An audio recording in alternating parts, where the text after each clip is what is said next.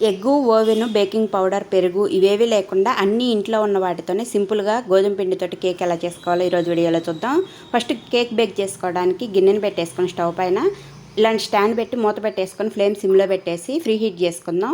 ఇప్పుడు మిక్సీ జార్లోకి 1/4 కప్పు పంచదార, 2 యాలకులను వేసి మెత్తగా మిక్సీ పెట్టుకోవాలి. ఇప్పుడు ఒక గిన్నెలోకి 1 కప్పు గోధుమ పిండి, మనం ఏ కప్పుతో అయితే పంచదార తీసుకున్నామో అదే కప్పుతో 1 కప్పు గోధుమ పిండి, మిక్సీ పట్టించిన పంచదార పొడి, 1/2 టీ స్పూన్ వంట సోడా, చిటికెడు సాల్ట్ కూడా వేసుకొని పిండిలో కలిసేంత వరకు బాగా కలిపేసి 3 స్పూన్లు రిఫైండ్ ఆయిల్ కూడా వేసుకొని కలుపుకున్న తర్వాత ఇప్పుడు కాగబెట్టి పూర్తిగా చల్లారిన పాలని 1 గ్లాస్ తీసుకొని మొత్తం ఒకేసారి పోయకుండా కొద్ది కొద్దిగా పోసుకుంటూ ఉండలనేది లేకుండా కేక్ బ్యాటర్ని అంతా కూడా ఇలా రెడీ చేసి పెట్టుకున్న తర్వాత గ్లాసులకి ఆయిల్ రాసుకొని పైన గోధుమ పిండితోటి కోట్ చేసుకోవాలి. అలా చేస్తే కేక్ అనేది అంటుకోకుండా వచ్చింది. కేక్ బ్యాటర్ని మరీ ఫుల్గా వేయకుండా గ్లాస్కి 30 వంతు వరకు వేసుకొని ఈ స్టాండ్ పైన ఒక ప్లేట్ పెట్టేసి గ్లాసులను కూడా పెట్టేసుకొని పైన మూత పెట్టేసుకొని 30 నిమిషాల పాటు బేక్ చేసి చూసామంటే ఇలా అంటుకోకుండా ఉంటే కేక్ అనేది రెడీ అయినట్టే.